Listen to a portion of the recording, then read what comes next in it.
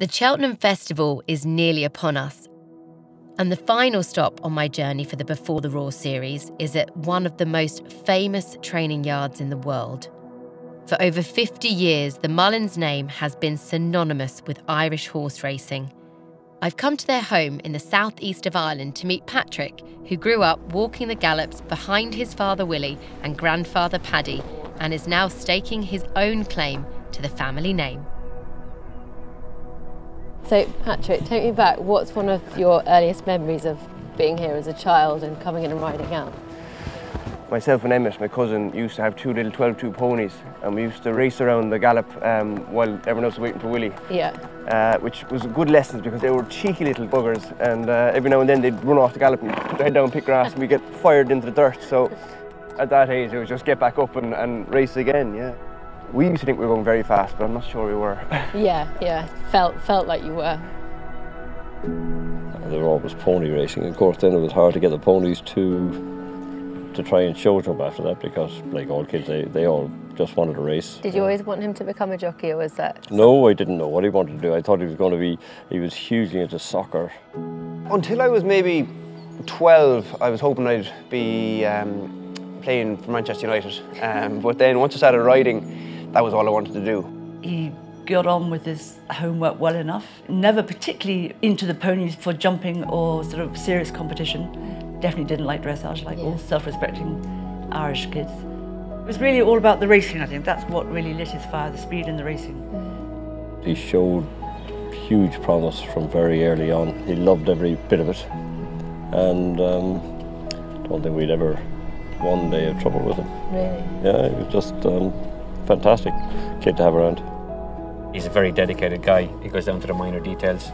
He's a very good judge of pace, very good judge of form, and tactically he's very clever as well, you know, so he's got all of that. How did it feel when you were just 16 years of age going out and riding that first winner for your dad? It was very cool. I mean, my mother and father were actually away, and I do remember it was a magic feeling. My granny was there and my granddad was there, which was very special. So when you had those big winners, does it mean that bit more to you when it's your son riding them? Of course it does. I mean, when he started riding at 17 or 18, I thought he might ride till he was about 22 or 3. I thought weight would catch up on him and he'd never stick it. The fact that he's still going now, to me, it's huge. I never dreamt that he could keep going this long. And rack up over 600 winners in his career. Did you ever think that would happen? Never dreamt. I mean, a guy his size, I thought, never. Very proud of him.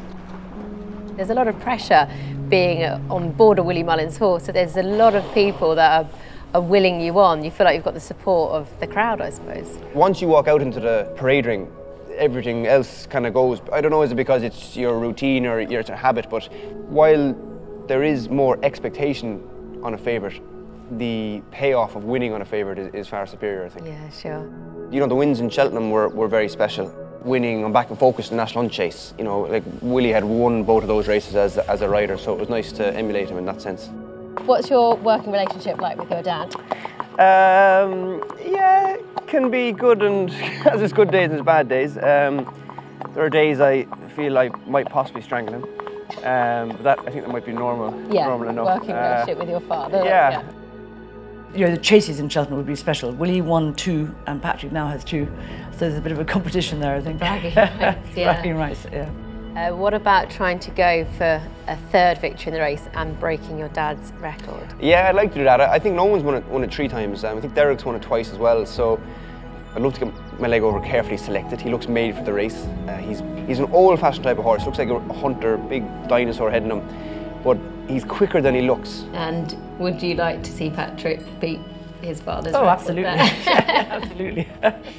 It's clear that Patrick's dedication and determination from a young age has driven him to where he is today. A brilliant jockey full of humility and knowledge, Patrick has an infectious love for the sport. This is a family with horse racing and Cheltenham coursing through their veins, and Patrick is certainly no different. The whole year obviously revolves around those few days, and you know, my grandfather had winners there, and my uncles have had winners there, my cousins, and there isn't anything else in our sport that compares to it.